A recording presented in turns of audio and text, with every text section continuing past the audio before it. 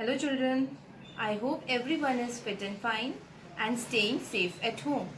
So let's start today's class. In this video, we are going to start lesson number 3, mobility. So in this lesson, we'll study about mobility and the three means of transport, that is land transport, water transport and air transport. So let's start. So mobility, what is mobility? Mobility is the movement of people or human from one place to another. They move from one place to another either on foot or in animals in search of food, water and shelter. In the earlier times, the humans they move in search of food, water and shelter. And they used to do this in either on foot or on animals, and it was very hard for them to travel on foot or on animals or on animals over long distances. Sometimes it took hours, it took days and even months also to reach their destination. So they invented wheels. Later they invented wheels and fitted those wheels to the carts to make their travel easier. So that is why we nowadays we see the different means of transport like land transport, water transport and air transport. Now the first is land transport. Now what is land transport? The vehicles that move on land is called land transport. Now for example, bicycle, car, motorbike, bus, truck, these are the examples of land transport. Now land transport is further divided into two types of transport.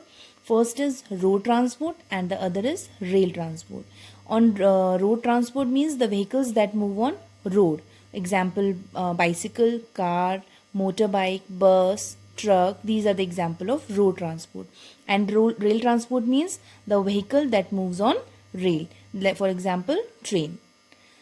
Okay, then if you have to go for short distance, if you have to travel short distance, then we either use bicycle or we use the motorbikes.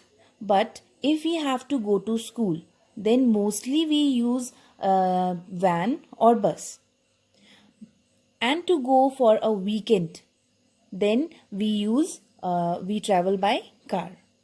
Now we can in train we can go more comfortably than other means of transport.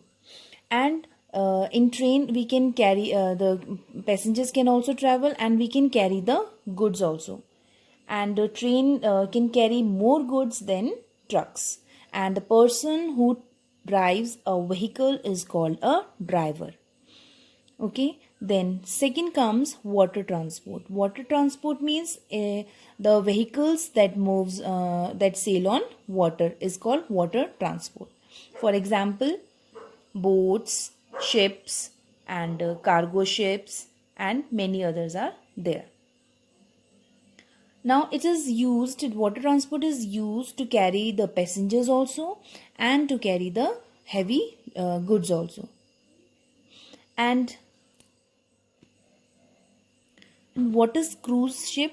Cruise ship means it's a luxury ship. Luxury means a comfortable ship in which the passengers can travel with comfort. Now there is a cargo ship also which carry bulky goods. Bulky means heavy goods. And tankers. Tankers are the those ships that carry oil. Okay, tankers are used to carry oil. Now the person who sails a boat is called a sailor. Now the third and the last one is air transport. Now what is air transport? We all know that air transport is the means of transport that carry passengers by air. For example, aeroplane and helicopter. Now it is the quickest means of transport. Like in a very short time we can travel long distances. And aeroplanes are used for carrying what passengers, mails and goods also. and the helicopters are used in the areas where it is difficult to reach, like high mountains, and it is also used for carrying food and water and medicines to the people who are in need. Now, travel by air means the means of air transport is, it is very expensive. Also, expensive means costly. It is very costly. Now, a person who flies in aircraft is called a pilot. The person who flies in aircraft, aeroplane, helicopter, the person who flies, that person is known as a pilot. So we have completed this lesson, and if you have any queries, any doubts regarding this lesson, you can mail me and ask your queries.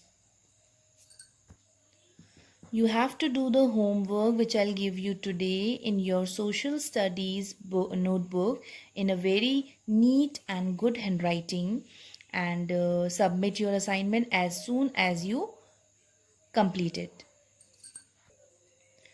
That much for today. Thank you.